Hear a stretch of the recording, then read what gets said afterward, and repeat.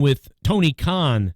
And, well, you guys remember Jonathan Coachman? Well, apparently today on the Coach Rules, Coach stated that Shane McMahon had that meeting with Tony Khan.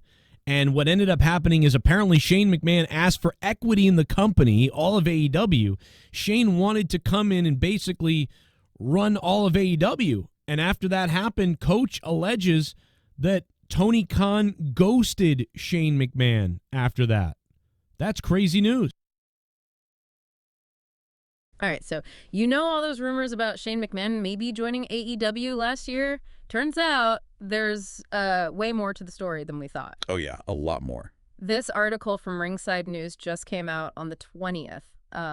February 20th. Yeah, February 20th, 2025. And it sounds like things got pretty interesting behind the scenes. So today we're going to dive into what allegedly went down between Shane and Tony Khan. Shane's departure from WWE after WrestleMania 39 was a massive event. It sent shockwaves through the wrestling world. The first direct conversation. After all that public interest, Tony saying, yeah, I'd love to work with him. Why wait so long to actually talk? Makes you think, right. Maybe there was some hesitation or some obstacles right from the start. Yeah, like they were kind of circling each other, figuring out the best way to approach this whole thing. And then as soon as the news of the meeting got out, it was like everyone was speculating. Oh, yeah, the rumor mill went crazy. Everyone's talking about what role Shane might have in AEW. Some people even thought he might become the face of the company. Right, and the rumors were flying, but then everything went silent. Yeah. No announcements, no hints, no leaks. It was like radio silence. Yeah, and that's when things get really interesting. Why the sudden quiet period after all that buzz? What really went down in that meeting? Well, Jonathan Coachman, who used to be with WWE, he hosts a podcast, Behind the Turnbuckle, and he claims Shane's demands were pretty, let's just say, unconventional. Unconventional? I think that's an understatement. We've heard he wanted equity in AEW, like partial ownership of the company, and on top of that, he wanted control of the whole show. Control of everything. This isn't just asking for a spot on the roster. This is asking to run the whole show. Yeah, exactly. And those demands are, they're unheard of, especially for someone entering a new company. That's a huge clue as to why things went quiet. Tony Khan built AEW from the ground up. It's his baby. It's his vision, his company. And I can't imagine him being willing to hand over that much control, even to someone with Shane's name and experience. Right, and it makes you wonder what Shane was thinking. Was he overestimating his leverage? Did he misjudge Tony Khan's willingness to compromise? Maybe it was a power play, a calculated move. Or was it a genuine miscalculation? It's hard to say. But, Coachman, he put it this way, and I quote, "It was probably the first time I said to myself, I actually agree with Tony Khan ghosting him." Even Coachman, someone who's been in the wrestling world for a long time, he thought Shane might have overplayed his hand. And just to clarify, ghosting in this context means cutting off communication completely, no explanation, nothing. Just silence. So even Coachman was surprised by how Tony Khan handled this. And here's the kicker. Yeah. It wasn't Shane ghosting Tony. It was the other way around. Tony shut down communication. And I think that's a pretty big statement. Definitely. Yes. It says, I'm in control here and I'm not going to be pushed around. And that's pretty impressive considering who we're talking about. We're talking about Shane McMahon. But this leads us to another interesting question. What does all this mean for Shane? Where does he go from here? Yeah, that's what I want to know. Is he's at a crossroads. AEW is seemingly off the table, and I doubt WWE is an option after he left. What's left for him in professional wrestling? Yeah, it's a tough situation to be in. You build this incredible legacy in wrestling, and then suddenly the two biggest platforms are gone. Do you think maybe he misjudged things a little bit? Yeah, maybe. But Shane, he's always been a bit of a wild card. Always willing to shake things up, do things his own way. Remember that Hell in a Cell cage jump? Oh, yeah. And then that whole Raw Underground concept. He's not afraid to take risks and try new things, that's for sure. That's true. He's always pushing the limits, but that was all within WWE. This is different now. He's on his own. The stakes are higher. It makes you wonder what's really driving him. Is it just business? Or is he trying to prove something? Maybe it's both. The guy grew up in the wrestling world. It's in his blood. He's achieved a lot. But I think there's always been that sense that he has something to prove, maybe even to his own family.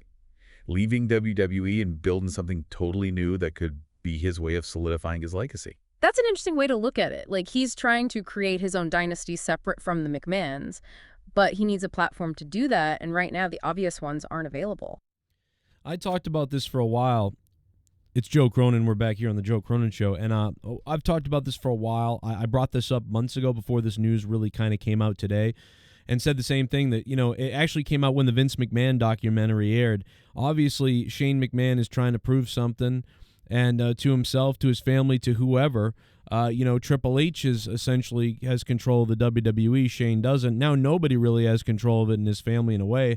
The figurehead of Triple H and the people trusted, and Shane ain't in that circle really. He's in there loosely, but he's not in there in a serious way. And he wants to be. And you think about how badass Vince McMahon was to grab this thing from his dad, and it always feels like Shane McMahon is kind of limping around in the background chasing things like a puppy dog or something like that. And Shane does put forth an effort constantly to try to make something happen, but it's like he always comes up short. For some reason, Shane McMahon just can't get things to work out. He's always like one step behind the 8 ball or something. This poor guy, it's always happened to Shane since day one. Looking for dad's love, looking for dad's appreciation, never really gets it, but then he finally gets something, but not really, because, Vince is not going to give you the company. And same thing with the company. Okay, Vince is gone, but I'm Shane McMahon. Here I am. Maybe I'm going to get a little bit of love. No, we're going to sell it to other people, and now The Rock's over there, and Triple H, and Triple H is down a peg in a way. But you're even more of an afterthought. Hey, we're going to put you on the writing team and do things on the team, and you can come up with things. Oh, you're an idiot. Oh, get out of here. Vince McMahon craps on his son. It's just like Shane McMahon, poor guy, always a puppy dog chasing the ice cream truck or something. He's always just about to grab that biscuit on the ground, and then some bigger dog comes by and steals it on him. Shane McMahon at this point, as far as this goes, is like, it's weird. He's like Al Bundy. He's like beloved by the fans and the viewers of the show, but like in the show itself hates him. Like, you won't. Oh, congratulations, Mr. Bundy. You've won $1 million. Oh, but now you can't win $1 million because we printed your name wrong or something like that. It's just always something with Shane McMahon. He's always, one step behind or one mistake away from it all just going away. What do you guys think? Leave it in the comments down below. I mean, I'd love to hear what you guys have to say, and leave a super thanks. Have you guys ever done a super thanks before? Drop one down below and I'll look at it. Or don't, and whatever. Anyway, I'm going to go back to my horrible life. I'll see you.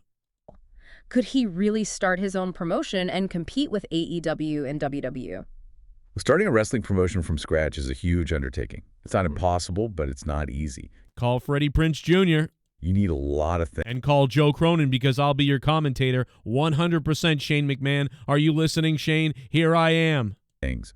A roster talent, a venue, a production crew, marketing, and of course fans. You can't just throw it together overnight. And even with his name recognition, the McMahon name his resources going up against WWE and AEW head-to-head, that's like David and Goliath.